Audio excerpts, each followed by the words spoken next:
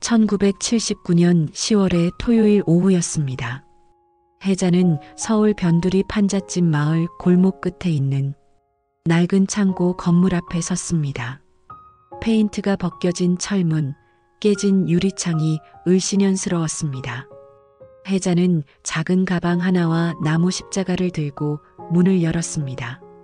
신학교를 졸업하고 석 달이 지났지만 여목사라는 이유로 어느 교회에서도 받아주지 않았습니다. 다음 날 새벽 5시부터 창고를 청소했습니다. 정면 벽에 십자가를 걸고 낡은 책상을 강단으로 삼았습니다. 문 앞에 진리와 기쁨 교회 첫 주일 예배 오전 11시라고 써붙였습니다. 그리고 주일 오전 11시가 되었지만 아무도 오지 않았습니다. 혜자는 혼자라도 예배를 드리기로 했습니다. 찬송가 304장을 부르겠습니다. 떨리는 목소리로 찬송을 부르기 시작했습니다. 아무도 없는 예배당에 혜자의 목소리만 울렸습니다. 11시 30분쯤 삐걱거리는 문소리가 들렸습니다. 장을 본 바구니를 든 50대 여인이 안을 들여다봤습니다. 여기 교회 맞아요? 네, 들어오세요. 여인은 순자였습니다. 장을 보고 돌아오다가 호기심에 들어온 것이었습니다. 여자 목사라니. 순자는 신기하게 생각하며 뒷자리에 앉았습니다. 잠시 후 동네 아이들이 뛰어들어왔습니다. 혜자는 떨리는 손으로 성경을 펼쳤습니다. 심령이 가난한 자는 복이 있나니 천국이 그들의 것이며 30분간의 짧은 설교를 마쳤습니다. 식사 함께 하시겠어요? 혜자가 주먹밥 5개를 내놓았습니다. 별건 아니지만 함께 나눠 먹어요. 순자가 조심스럽게 한 입 베어 물었습니다. 맛있네요. 고마워요, 목사님. 예배가 끝나고 세 사람이 떠났습니다. 혜자는 홀로 빈 예배당에 남아 무릎을 꿇었습니다. 하나님, 오늘 은혜로운 예배를 허락해 주셔서 감사합니다. 창밖으로 판잣집들이 다닥다닥 붙어있는 마을이 보였습니다. 주여, 이곳이 제 사명지입니다. 해가 지고 어둠이 내렸습니다. 첫 예배는 끝났지만 진짜 여정은 이제 시작이었습니다. 한 달이 지났지만 예배 참석자는 5명을 넘지 못했습니다. 혜자는 낮 시간에 마을을 돌아다니며 사람들을 도왔습니다. 아픈 할머니를 병원에 데려다주고 끼니를 거르는 이들에게 밥을 나눴습니다. 12월 초 순자가 친구 이 집사를 데려왔습니다. 저 여자가 진짜 목사래? 이 집사는 의심스러운 눈빛으로 말했습니다. 신학교를 졸업하고 안수받은 정식 목사라니까. 순자가 대답했습니다. 하나님은 남자와 여자를 똑같이 사랑하십니다. 이 집사의 의심을 눈치채기라도 한 듯 혜자가 말했습니다. 12월 중순 어느 밤 마을에 큰 화재가 발생했습니다. 불이야. 혜자가 교회에서 기도하다 비명소리를 듣고 뛰쳐나갔습니다. 안에 사람 있어요? 김할머니가 아직 안 나왔어요. 혜자는 주저없이 불길 속으로 뛰어들었습니다. 할머니를 업고 밖으로 나왔고 겨우 빠져나온 순간 지붕이 무너졌습니다. 목사님, 괜찮으세요? 순자가 달려와 부축했습니다. 이 집사도 놀란 얼굴로 다가왔습니다. 혜자는 이재민들을 교회로 데려와 밤새 극진히 돌보았습니다. 다음 주일 예배당에 15명이 모였습니다. 화재 때 도움을 받은 사람들이었습니다. 예배가 끝나고 혜자가 말했습니다. 다음 주부터 화, 목, 토요일에 무료 급식을 하겠습니다. 목사님, 괜찮으시겠어요? 하나님이 예비하실 거예요. 1980년 1월 첫 주일 작업복 차림의 20대 청년이 교회 문을 열고 들어왔습니다. 민수였습니다. 그는 뒷자리에 조용히 앉아 예배를 드렸습니다. 혜자는 요한복음 8장 32절을 본문으로 설교했습니다. 진리를 알지니 진리가 너희를 자유케 하리라. 민수는 그 말에 가슴이 뛰는 것을 느꼈습니다. 대학에서 민주화 운동을 하며 외쳤던 자유와는 다른 무언가였습니다. 예배가 끝나고 민수가 혜자에게 다가갔습니다. 저 다음 주에도 와도 될까요? 물론이죠. 언제든 환영합니다. 민수는 그날부터 매주 예배에 나왔습니다. 공장 노동자로 위장한 자신의 정체를 숨긴 채였습니다. 1980년 봄이었습니다. 라디오에서 정부가 집회 통제를 강화한다는 뉴스가 나왔습니다. 인근 은혜교회 김장로는 최근 자신의 교회 출석 인원이 줄어드는 것을 걱정하고 있었습니다.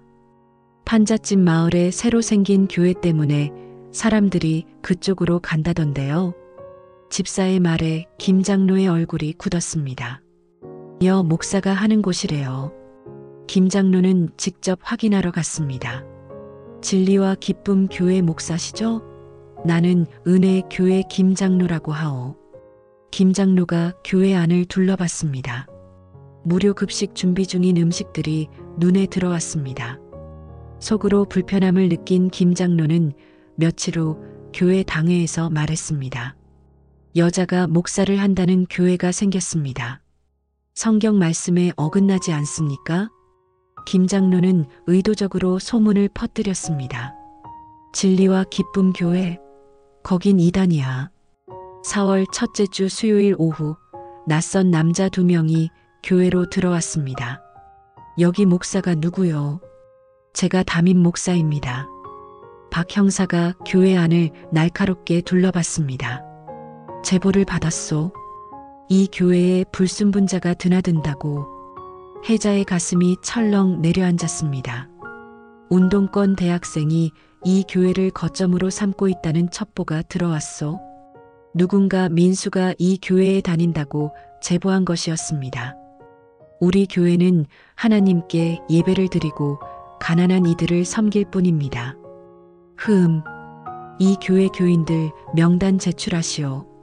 그리고 예배 인원 30명 이상 넘어선 안 돼요. 형사들이 떠난 후 혜자는 주저앉았습니다. 그날 저녁 민수가 교회를 찾아왔습니다. 목사님, 제가 교회에 폐를 끼친 것 같습니다. 민수 형제님은 잘못이 없어요. 하나님 앞에서 예배드리는 게 무슨 죄입니까? 며칠 후 순자와 이 집사가 창백한 얼굴로 돌아왔습니다. 시장에 소문이 쫙 퍼졌어요. 우리 교회가 이단이래요. 은혜 교회 사람들이 그러는데 여자가 목사하는 건 성경에 어긋난대요. 다음 주일 20명쯤 모이던 예배에 10명밖에 오지 않았습니다. 혜자는 성도들을 모았습니다. 예수님도 핍박받으셨습니다. 우리를 핍박하는 이들을 미워하지 말고 오히려 그들을 위해 기도해요. 모두가 무릎을 꿇고 눈물로 기도했습니다. 그날 밤 민수가 다시 찾아왔습니다. 얼굴에 멍이 들어 있었습니다. 공장 동료들과 다툼이 있었어요. 우리 교회에 다녀간 형사 때문에 생긴 일인가요? 목사님, 저는 이 땅의 민주화를 위해 투쟁해 왔어요. 그런데 진정한 진리와 자유가 무엇인지 목사님의 설교를 통해 또 한 번 배우고 있습니다. 혜자의 눈에 눈물이 고였습니다. 우리 함께 이겨내요. 두 사람은 두 손을 모으고 눈물로 기도를 했습니다. 1981년 여름이었습니다. 7월의 무더운 어느 날, 혜자는 동네 입구에 걸린 현수막을 보고 멈춰 섰습니다. 재개발 예정 지역, 3개월 내 이주 요망. 순자가 다급하게 달려왔습니다. 목사님, 구청에서 통보서가 왔대요. 이 마을 전체를 밀어버린다고. 혜자는 교회를 위해 빌려준 창고 주인을 찾아갔습니다. 70대 할아버지가 집 앞에 앉아 한숨만 쉬고 계셨습니다. 할아버지, 정말 철거가 확정된 건가요? 그렇다네. 보상금 받으려면 3달 안에 창고를 비워야 한다더군. 우리 교회는 어떻게 되나요? 할아버지가 미안한 표정을 지었습니다. 젊은 목사가 안 됐구만. 나도 어쩔 수 없어. 평생을 살아온 정든 마을인데. 나라에서 밀어붙이니 버틸 수도 없는 노릇이지. 혜자는 교회로 돌아와 성도들에게 상황을 알렸습니다. 석 달 안에 새 성전을 찾아야 할 것 같습니다. 목사님, 그 짧은 시간에 어떻게? 이 집사가 걱정스럽게 물었습니다. 혜자는 그날부터 새 장소를 찾아다니기 시작했습니다. 인근 동네의 빈 공간을 보면 주인을 찾아가 문을 두드렸습니다. 교회로 쓰고 싶은데 빌려주실 수 있나요? 교회요? 죄송하지만 저희는 힘들겠어요. 이단이라던데 저희 건물은 좀. 김 장로가 퍼뜨린 소문이 이웃 동네까지 퍼져 있었습니다. 한 달이 지났습니다. 혜자는 수많은 건물주를 만났지만 모두 거절당했습니다. 밤마다 교회에서 기도했지만 길이 보이지 않았습니다. 8월 중순 두 번째 달이 지나갔습니다. 이번에는 조금 먼 동네까지 찾아다녔지만 결과는 같았습니다. 마을 사람들도 하나둘 이사를 시작했습니다. 9월 초였습니다. 이제 한 달도 채 남지 않았습니다. 순자가 혜자를 찾아왔습니다. 목사님, 제 판잣집이라도 쓰세요. 저는 친척집으로 가면 되니까. 자매님 제안은 고맙지만 그곳도 철거 대상인 건 마찬가지잖아요. 혜자는 순자의 손을 잡고 함께 기도했습니다. 민수가 주민들을 모았습니다. 여러분, 철거 반대 시위라도 해야 하는 거 아닙니까? 부당한 재개발입니다. 주민들 의사도 제대로 묻지 않았어요. 우리가 싸워야 합니다. 주민들도 목소리를 높였습니다. 그때 혜자가 단호하게 말했습니다. 안 됩니다. 폭력적인 방법은 우리의 길이 아닙니다. 하지만 목사님, 성도님들, 우리는 기도로 해결합니다. 하나님께서 반드시 길을 여실 거예요. 민수는 입술을 깨물었습니다. 답답했지만 혜자의 뜻을 따르기로 했습니다. 9월 셋째 주였습니다. 교회 앞에 붉은 철거 표시가 붙었습니다.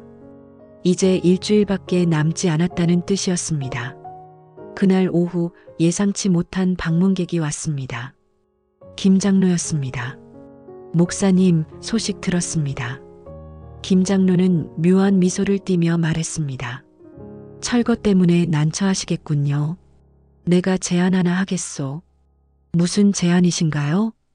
우리 은혜 교회로 오시오. 교회를 통합하는 거요.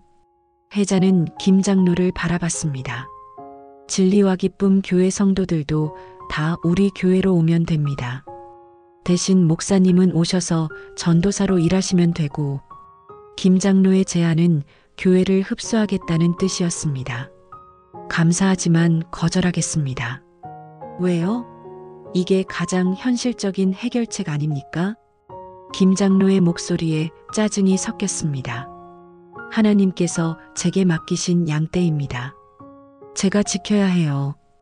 허허, 고집불통이시군. 할 수 없군요.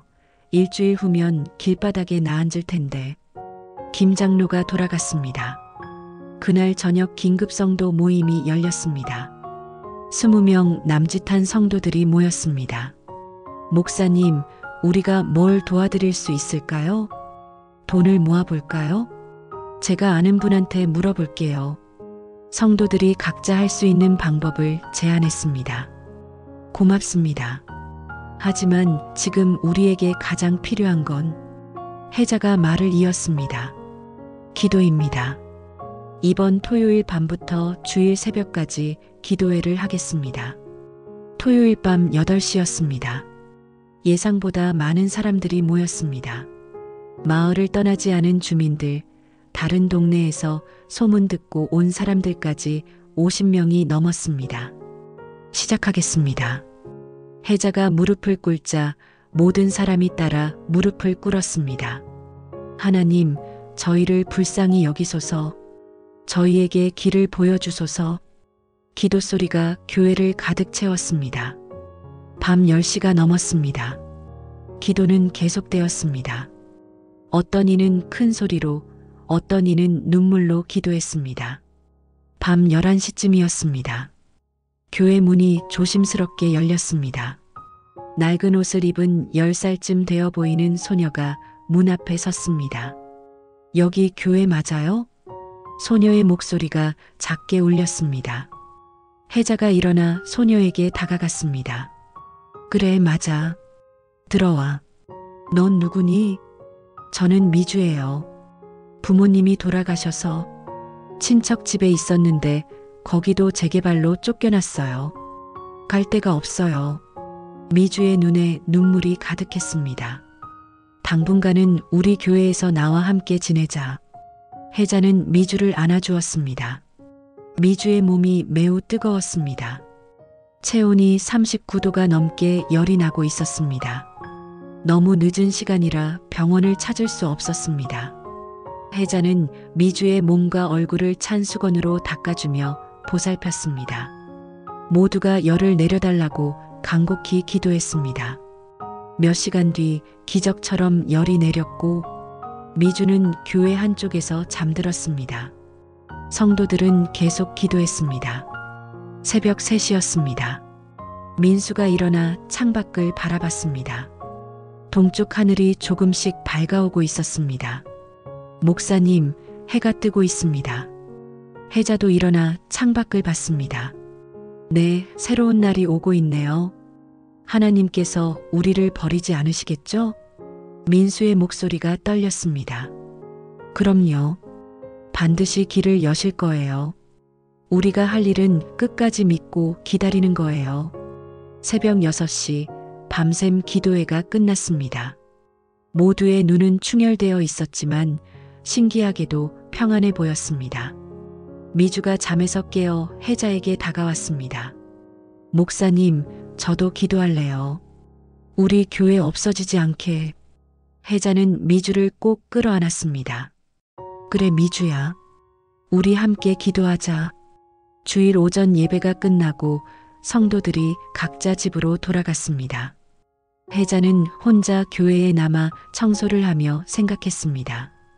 이제 정말 일주일밖에 남지 않았구나. 하나님, 정말 여기서 끝인가요? 하지만 마음 한편에서는 평안이 느껴졌습니다. 밤샘 기도를 하며 확신했습니다. 하나님께서 반드시 응답하실 것이라고. 창밖으로 주일 오후에 햇살이 쏟아져 들어왔습니다. 혜자는 걸레를 들고 바닥을 닦으며 조용히 기도했습니다. 월요일 아침이었습니다.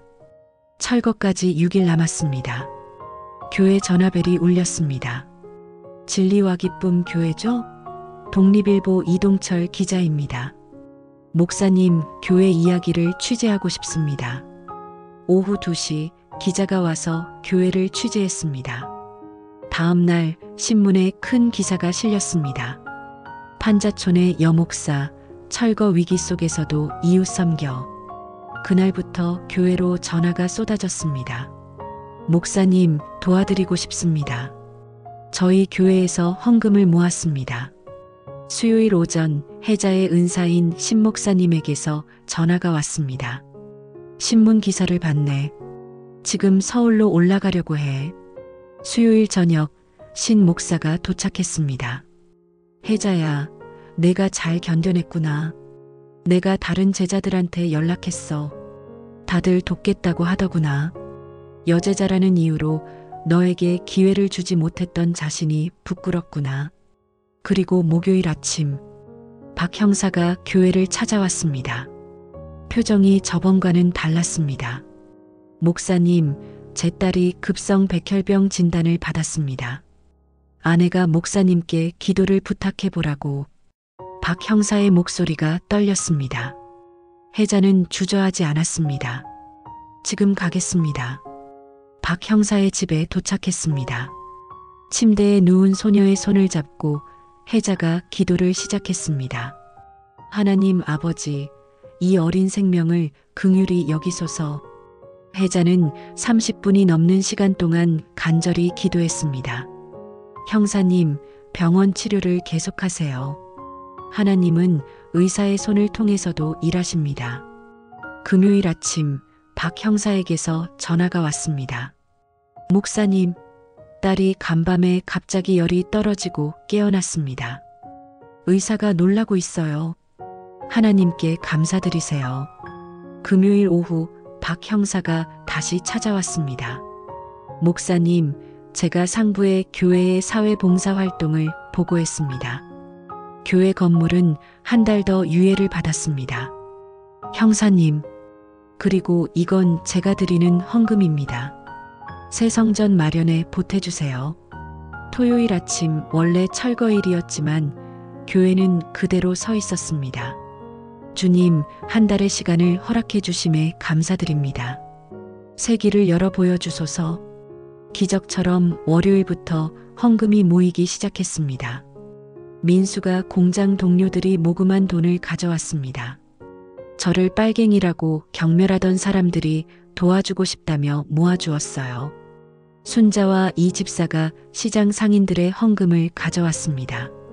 신 목사는 옛 제자들을 통해 헌금을 전달했습니다. 금요일 오후였습니다. 놀라운 방문객이 왔습니다. 은혜교회 김 장로였습니다. 고개를 숙인 채 들어왔습니다. 목사님, 신문 기사를 읽으면서 부끄러웠습니다. 김 장로가 무릎을 꿇었습니다. 이단이라고 소문을 퍼뜨린 것도 저였습니다. 은혜교회 교인이 줄어드는 것이 두려웠습니다. 용서해 주십시오. 혜자가 손을 내밀었습니다. 일어나세요, 장로님. 목사님, 제가 아는 사람들에게 교회를 열 만한 몇 곳을 알아봤습니다. 김 장로가 메모지를 건넸습니다. 일주일 후 혜자는 모인 헌금을 계산했습니다. 놀라운 금액이었습니다. 토요일 아침 김 장로가 알려준 곳을 보러 갔습니다. 인근 동네에 깨끗하고 아담한 장소였습니다. 놀랍게도 그곳은 정확히 모금된 헌금과 맞아떨어졌습니다.